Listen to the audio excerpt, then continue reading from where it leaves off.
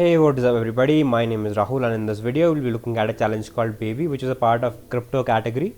So it says that I want to do an RSA. So let us just copy the link and wget it. As you can see, we get an output.txt file and there are three as usual, N, E and C. So the first of all what I'll be doing is opening up Sublime Text and let's say write it as script.py and let's just copy this part. Copy and first of all let us write the shebang line user bin python. Let's just save it, script.py and n equals to this, e equals to 65537 and ciphertext is equal to this part over here. So I'll be explaining it to you right now how you can implement RSA. First of all, what you have to do is you have to break down this n into the individual numbers that were used to form n. So what you can do is either you can write a program that will factor it out for you, or what you can do is you can go to sites like factordb.com which will do the work for you. So but it is important to remember that they'll not have everything or every factor of the number that you enter. So for in that matter you'll have to write your own program or use some online tools or sites that use your computer's computation power to find out the factors for you. So now that we have it, we have to calculate phi as p minus 1 into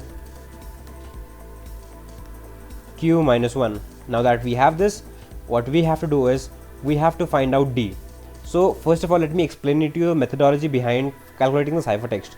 So ciphertext can be calculated as power of message to the power of e and mod n.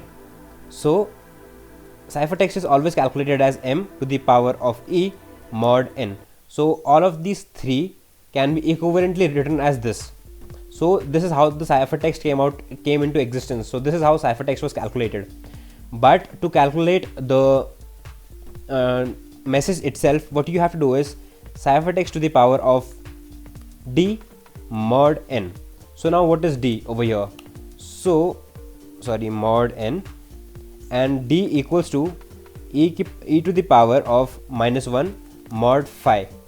So either you can do this, or what you can do is you can straight away write a function which is present in the crypto.util library.